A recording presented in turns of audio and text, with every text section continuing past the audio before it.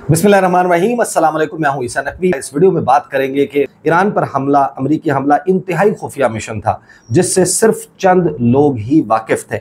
उन्होंने कहा कि अमरीकी हमले में 7 B-2 तैयारों समेत 125 से जायद फौजी तैयारों ने हिस्सा लिया। ये अमरीकी तारीख में B-2 बम्बार तैयारों का सबसे बड़ा हमला था।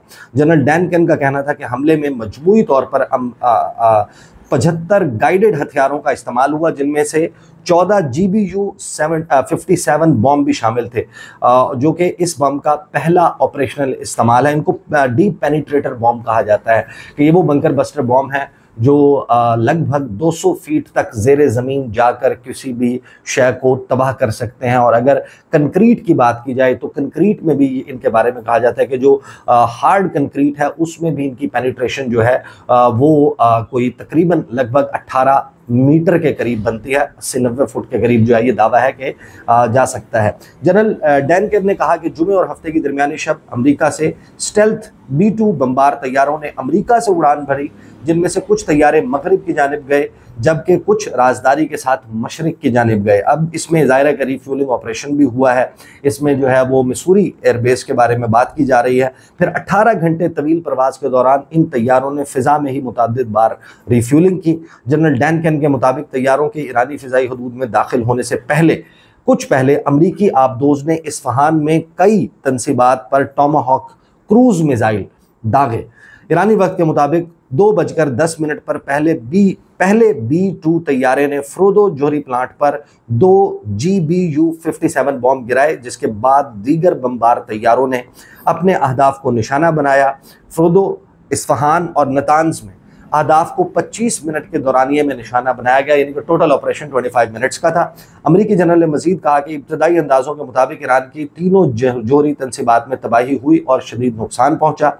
उन्होंने कहा कि ईरानी फ़िज़ाई हदूद में अमरीकी जंगी तैयारों पर ईरान की तरफ से कोई हमला नहीं हुआ। ज़मीन से फ़िज़ा में मार करने वाला ईरानी दिफाई निज़ाम हमें नहीं देख सका। अमरीकी फ़ौज अब भी हाई अलर्ट है। अमरीका ने ईरान में जो कुछ किया दुनिया की कोई दूसरी फ़ौज ये नहीं कर सकती थी। ये है वो दावा और ये है उसकी ऑपरेशनल तफसीलात जो अमेरिका ने जारी की हैं। डोनाल्ड ट्रंप की स्पीच आपने देखी होगी। डोनाल्ड ट्रंप ने आकर अपनी कौम से खिताब किया और उन्होंने कहा कि ऑपरेशनल तफसीलात जो हैं वो तो महकमा दिफा बताएगा, लेकिन जो उन्होंने तफसीलात बयान की उसमें रेटरिक बहुत ज़्यादा थी। उसमें उन्होंने कहा कि अब या तो अमन होगा, पार्शली मैं इस पर बात कर चुका हूँ कि ये उनके ट्वीट का हिस्सा था कि अब या तो अमन होगा या फिर ईरान के लिए सानेहा होगा। तो इसमें एक बड़ी संगीन धमकी जो है वो अमरीकी सदर की तरफ से लगाई गई।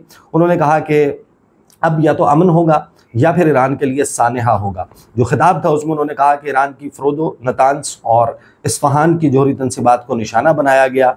अमेरिका का मकसद ईरान की जोहरी अफसूदगी की सलाहियत को ख़त्म करना था और ईरान की तनसीबात ख़त्म कर दी गई हैं।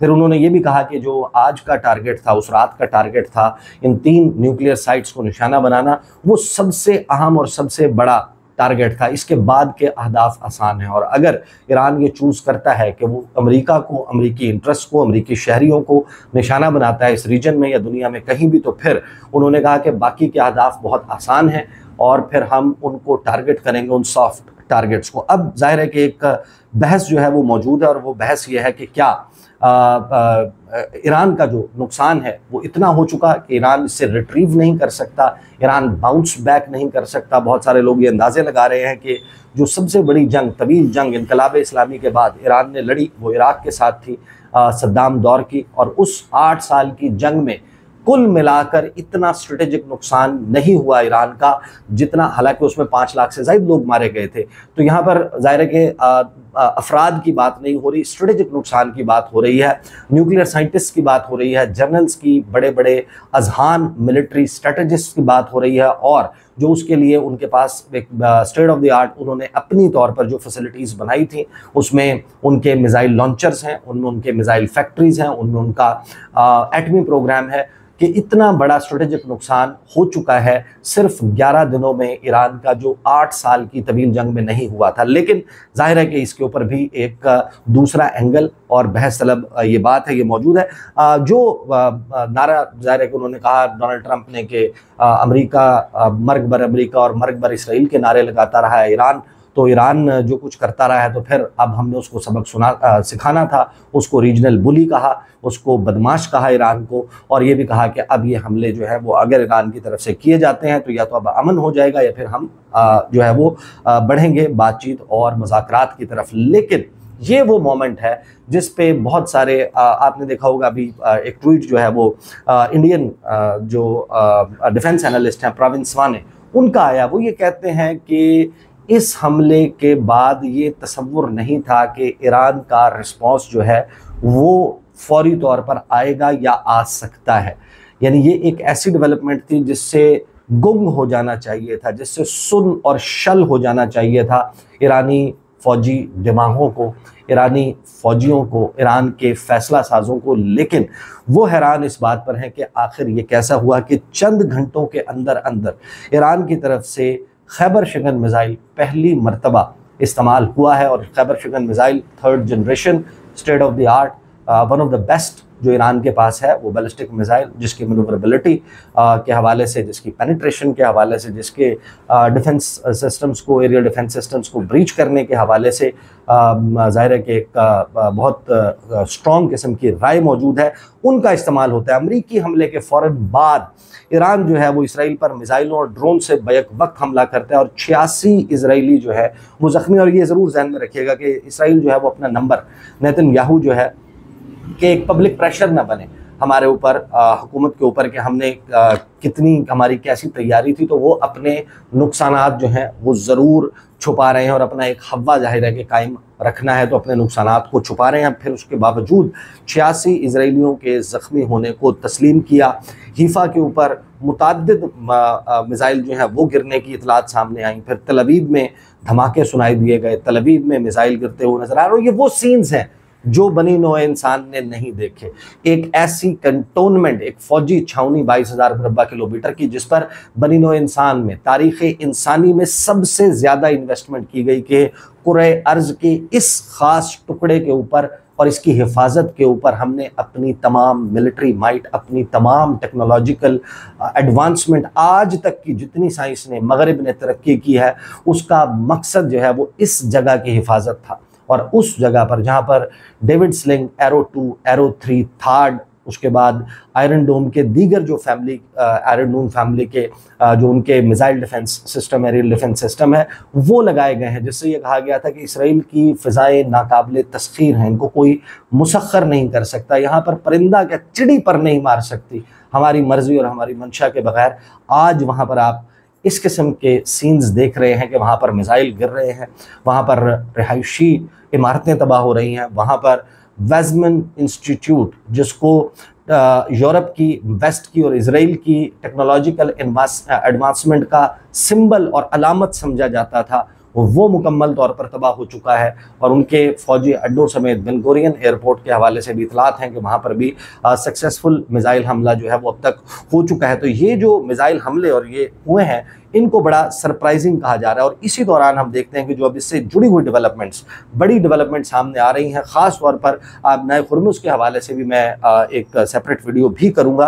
आपको मालूम है आबनाए हुर्मुज़ वो तंग आबी रास्ता जहाँ पर एक चोक पॉइंट आता है, जहाँ पर जो इस तंग आबी रास्ते की चौड़ाई जो है वो महज 33 किलोमीटर रह जाती है। और क्योंकि जब आप साहिल के करीब जाते हैं तो फिर वहाँ पर समंदर के नीचे चट्टानें मौजूद होती हैं, तो सिर्फ 2 शिपिंग लेन्स मौजूद हैं यहाँ पर। और इन 2 शिपिंग लेन से, जिनके आपस में फासला महज 2 मील का है, आने और जाने के लिए मुख्तलिफ लेन इस्तेमाल होती है।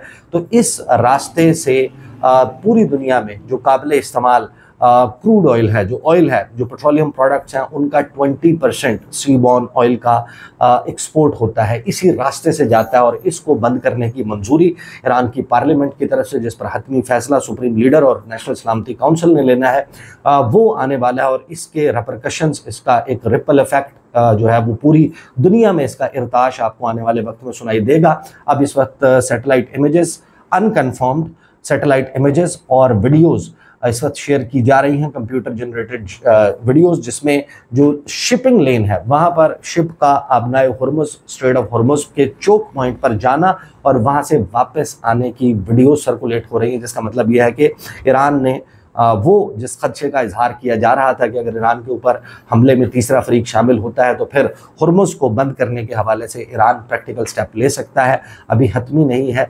मंजूरी ज़रूर हुई है। ईरान ने ये नहीं दावा किया कि हम बंद कर चुके हैं, लेकिन जो शिपिंग ट्रैफिक है उसका डेटा इस वक्त और ट्रैकिंग का डेटा जो है वो हमें ये बता रहा है कि वहाँ पर हुर्मुज़ को चोक पॉइंट को इस वक्त बंद कर दिया गया है। थर्ड जनरेशन खैबर शिकन मिसाइलों की जो वीडियो है वो जारी हुई हमारे सामने आती है और ईरानी मीडिया के मुताबिक इतवार की सुबह इसराइल पर हमले में पहली मरतबा खैबर शिकन मिसाइल इस्तेमाल किए गए हैं। 4 टन 500 किलोग्राम वजनी ये मिसाइल है और 10.5 मीटर लंबा है। इस मिसाइल का कुतर 80 सेंटीमीटर, वॉरहेड का वजन 500 किलोग्राम है। ठोस ईंधन से चलने वाला खैबर शिकन मिसाइल 1450 किलोमीटर तक मार कर सकता है। इसके अब वीडियोज़ आप देख रहे होंगे। साथ ही ईरान के वज़ीर ख़ारजा उनका बयान सामने आता है, अब्बास इराक़ची, वो कहते हैं कि अमेरिका ने रेड लाइन क्रॉस कर ली है और अब हमारे जवाब का इंतज़ार करें। बड़ी गलती की और रेड लाइन क्रॉस की है जोहरी तंसीबात पर हमला करके अमेरिका ने। अब हम जवाब देने का हक महफूज रखते हैं और जवाब देंगे, सिर्फ महफूज नहीं रखते बल्कि अब आप हमारे जवाब का इंतज़ार करें। वो इस्तंबुल में मौजूद थे। इस्तंबुल में उन्होंने प्रेस कॉन्फ्रेंस की। उन्होंने कहा कि अमेरिका अपनी जारहियत के नताइज का ज़िम्मेदार है। अक़वाम मुत्तहिदा के कवानीन के मुताबिक ईरान जवाबी इक़दाम का हक महफूज रखता है। तेहरान अपनी सलामती, मफादात और लोगों के दिफा के लिए तमाम इख्तियारात को इस्तेमाल करेगा। मुसल्लह अफवाज मुकम्मल तौर पर अलर्ट हैं। अब सवाल यह है कि जिस लॉन्ग हॉल की बात की जा रही थी, जो एयाल ज़मीर हैं इजरायली डिफेंस फोर्सेस के चीफ, उन्होंने कहा था कि इसराइल के अवाम एक लंबी जंग की तैयारी कर लें।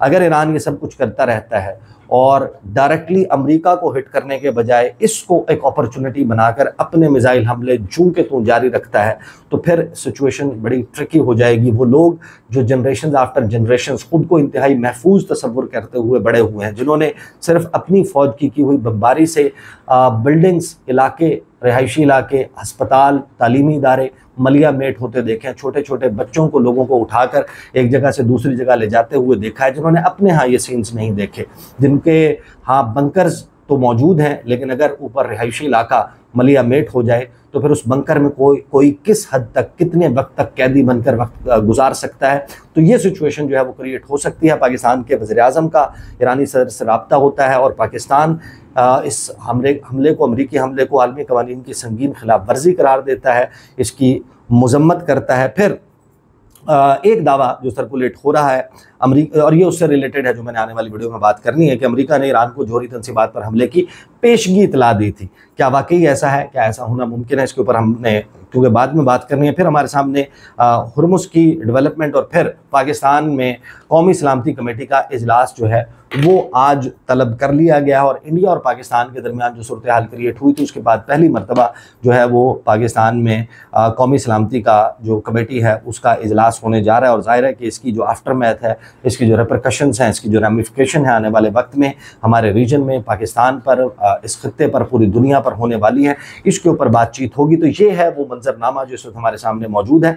बहुत तेज़ी के साथ तब्दील हो रहा है। गुफ्तगू का सिलसिला इस पर जारी रहेगा और अगली 2 वीडियोस कम से कम उनमें मैं एक तो ये जो अमरीकी हमला है क्या ये कामयाब हो गया है या नाकाम हुआ है, इसके हवाले से इंतहाई अहम तफसीलात आपके सामने रखूँगा। और साथ ये भी बात करेंगे कि इस वक्त आलमी मीडिया गुज़िश्ता 48 घंटों में ईरानी मिसाइलों की जो कामयाबी है उसके ऊपर शशदर है, हैरान है कि किस तरीके से, और उसकी फिर मुख्तलिफ थियरीज़ फ्लोट कर रही हैं। बहुत सारी वजूहात बताई जा रही हैं कि आखिर कैसे एक बेहतरीन जो दिफाई निज़ाम है, फ़िज़ाई दिफाई निज़ाम, उसको ब्रीच कर रहा है ईरान। क्या खुफिया तौर पर चीन और रूस ईरान की मदद कर रहे हैं? इसके लिए इलेक्ट्रॉनिक वॉरफेयर जो है उसका इस्तेमाल किया जा रहा है या फिर कहानी कुछ और है? इसके ऊपर इंशाल्लाह बात करेंगे। अभी तक के लिए इतना ही, इजाज़त दीजिए। अल्लाह हाफ़िज़।